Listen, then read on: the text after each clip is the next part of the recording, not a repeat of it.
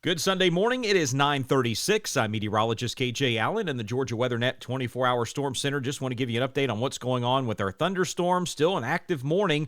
See those storms, the main line just cutting the state in half to the northeast up around Lincoln County, Elbert County, stretching down through Macon, and then in southwest Georgia down around Bainbridge and Cairo. And a lot more going on in the southern part of the state. The atmosphere is fairly stable in North Georgia, so our severe weather risk is pretty low as those storms move into the Augusta area, continuing to track along I-20. So we are going to be looking at some heavy rain there and some thunder and some lightning, but our severe weather risk, again, fairly low up around Macon. We start to pick up the severe weather risk a bit more down toward the mid-state. Those thunderstorms pretty strong there, moving out of Macon now through Warner Robins, heading down toward Eastman and Cochran and over into Lawrence County. And then as we take a look at southwest Georgia, we have that tornado watch that's in effect. So let's take another look at this, just to kind of clear it up a little bit. So this takes us until 11 o'clock this morning. Tornado watch is in effect for Albany. This covers Thomasville, Bainbridge, Lake Seminole, Blakely,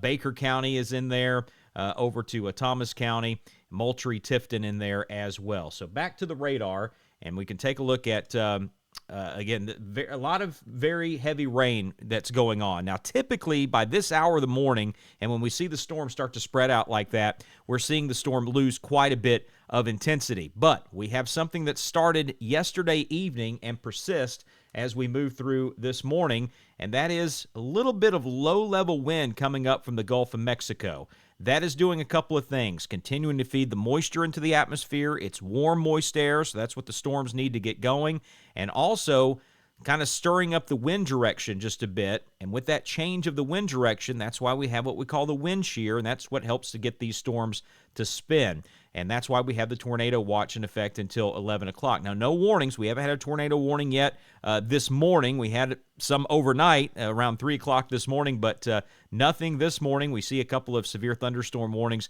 up in the panhandle of Florida, and that is threatening to move into Thomas County, up toward Grady and Decatur County. But as for right now, as we speak at 9:38, no severe thunderstorm warnings, but that is likely going to change. So let's back up a little bit and bring out the telestration tool. And I'll tell you what I'm talking about, of what is keeping these storms supported, but what is also going to cause them to lose strength as it moves towards southeast Georgia. As I mentioned, we have a little flow coming up off the Gulf of Mexico. There's that warm, moist air coming in.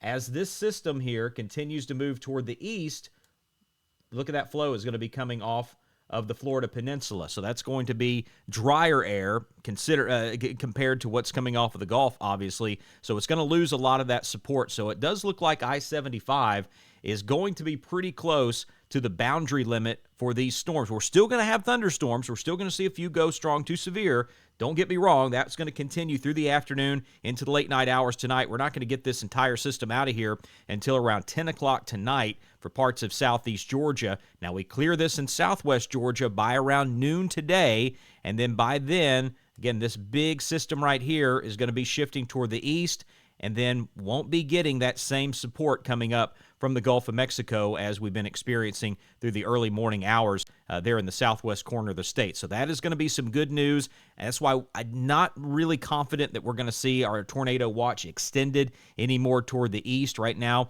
Going to pretty much keep that in southwest Georgia.